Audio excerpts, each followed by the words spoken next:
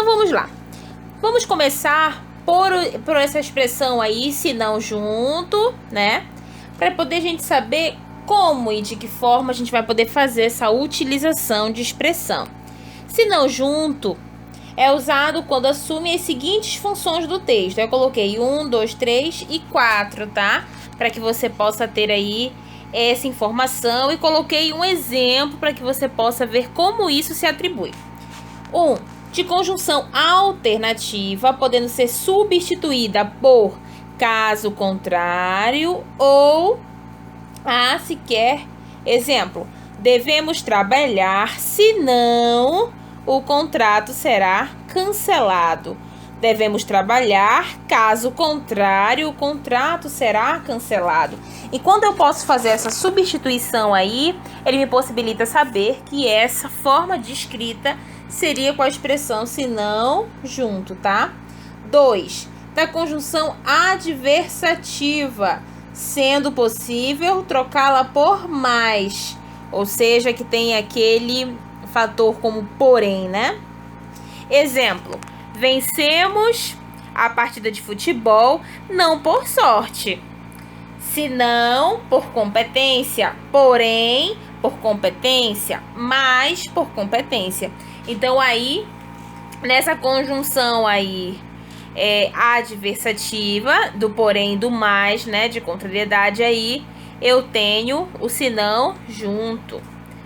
No exemplo 3, de preposição, tendo o mesmo significado de exceção ou exceto. Exemplo: a quem senão exceto a ele, devo fazer referência durante a palestra. Então, se esse meu senão eu posso fazer a substituição pela expressão exceto, eu sei que essa forma, que essa expressão é o senão junto, tá? 4. É de substantivo masculino, significando falha ou defeito. Exemplo: minha namorada é quase perfeita. Ela só tem um senão defeito. Então aí eu sei do substantivo masculino da falha ou um defeito. Então, o número 1, 2, 3 e 4 são as possibilidades que você sabe de uma construção que vai utilizar a expressão junto, se não junto, tá certo? Então, vamos lá falar sobre o se não de forma da expressão separada. Sobre a expressão se não separado, eu coloquei no slide o seguinte: só deve ser usado quando o se é uma conjunção de condição substituível por caso, ou integrante quando toda expressão possa ser trocada. Então, o que significa dizer, meus amores? Ela vai ser introduzida por isso, isto ou aquilo. Exemplo: se não chover, caso não chova, irei encontrar meus amigos. Perguntei se não iriam chegar atrasados. Perguntei o quê? Perguntei isso. Consultoria, Hernani Terra, professor e autor de livros didáticos. Então, quando eu posso substituir pela expressão caso, e quando eu posso trocar essa oração introdutória por isso, isto ou aquilo. Beleza? Vamos lá.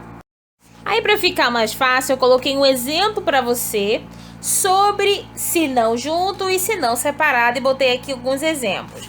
Então, se não junto, eu posso trocar pela expressão caso contrário. A expressão se não separado, caso não. Então, bora lá, exemplos. Estuda muito, se não junto, não vais ter boa nota. Então, eu posso substituir pela expressão caso contrário, ó. Estuda muito, caso contrário, não vais ter boa nota. Festa. Esse senão, você percebe que eu poderia fazer uma substituição pelo caso não. Caso não vieres, vais perder uma grande festa. Não é verdade? Então, olha só a outra palavra. A outra frase. Se simpática, se não deixe de falar contigo. Se simpática, caso não deixe de falar contigo. Não, né? Então, se simpática, caso contrário, deixo de falar contigo.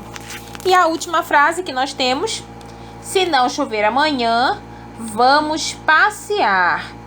Caso não, aí chover amanhã, vamos passear. Então, a partir do momento que eu sei por qual fazer a substituição, fica mais fácil para o meu entendimento, beleza? Ok. Simples. Então, aqui nós vamos falar sobre algumas expressões afim junto e afim separado, tá? Então, aqui no slide eu coloquei o seguinte para você. A palavra afim junto é um adjetivo o qual expressa a ideia de afinidade. Já a expressão afim separado compõe locuções prepositivas e conjuntivas para indicar a ideia de finalidade. Então, olha só. Uma expressa a ideia de afinidade, o afim separado, e o outro a questão de convergência entre ideias, afinidade de aproximação, tá? Mas já foi de forma separada. O afim aí vai indicar para você que tem afinidade, que tem uma semelhança, que tem aí uma proximidade ou ideias o que? Afins, ideias semelhantes, ideias iguais, tá bom? E já o afim de forma junta, eu vou ter aí uma outra forma da compreensão comparado à questão do afim separado, tá? O afim junto, a ideia de finalidade, e o afim separado, uma questão de finalidade. Por exemplo, a fim de impedir a greve dos servidores, a governadora reuniu-se com líderes da classe. Então, aqui, ó, com a finalidade de impedir a greve dos servidores, poderia ser substituída pela expressão afim separado, a fim de, tá? Então, quando eu tiver a expressão separada, a fim de, eu posso colocar aí uma ideia de finalidade, ou seja, para impedir a greve dos servidores, a governadora reuniu-se com líderes de classe. Então, ó, eu estou muito a fim de conhecer a cultura ionâmica. Isto é, eu quero muito, tenho objetivo, eu tenho uma finalidade de conhecer a cultura yanomâmica, ok? Beleza, vamos seguir. Agora nós vamos falar sobre o exercício de coerência textual presente aí na página 174 e 175. Antes da gente falar aí especificamente desse exercício, nós precisamos relembrar o que é um texto coerente ou o que é ser coerente, né? Meus amores, a coerência nada mais é do que é possível estabelecer o sentido, né? É entendido como um princípio de interpretabilidade. Nós trabalhamos isso na nossa aulinha aí de redação, onde eu especifico coesão, coerência, tá? E como língua portuguesa anda aí de mãos dadas com a nossa redação, veio aí no nosso livro uma atividade de um texto pequeno para que você possa desenvolver essas atividades depois, tá? Então, ele vai fazer algumas perguntas, ele vai colocar aí para você algo para você relacionar. Um texto aí que vai falar também sobre a questão da ambiguidade, que nós já conversamos em um outro momento nas nossas videoaulas, tá certo?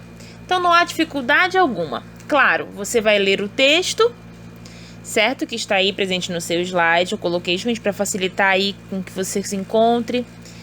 Você vai responder as questões de 1 a 4 e de 5 a 2 da outra página aí sobre os nossos exercícios, tá certo? Então vamos lá. Aí na página 176 e 177 nós temos umas atividades propostas e vai falar para vocês sobre a questão aí de elementos linguísticos, ambiguidade, tá? Dentre outras. Então nós temos aí, por exemplo, um estudo sobre uma imagem. Nessa imagem você deveria dizer qual é a relação com o cartaz. Esse entendimento, essa interpretação, tá? Então vocês vão analisar a imagem e depois vão responder as questões. Tudo bem simples, bem calmo, nós não temos textos muito grandes, então tá tudo tranquilo. Na última página, aí no nosso último slide, vai situar você dos exercícios que vocês precisam fazer, que foi aí o nosso assunto da aula de hoje, tá? Então, caprichem nos exercícios, anotem as dúvidas e tirem aqui comigo se elas existirem, tá? Vamos lá. Beijo grande, boa aulinha. Perfeito. E aqui estão os nossos exercícios da aula de hoje, ok? Que vai compreender aí o assunto que nós falamos hoje.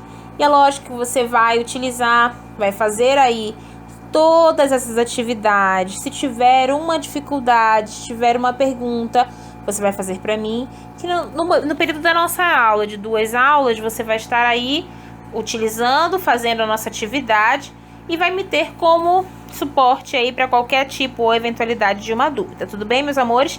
Então vamos lá, mãos à obra! A sua aula continua no próximo vídeo.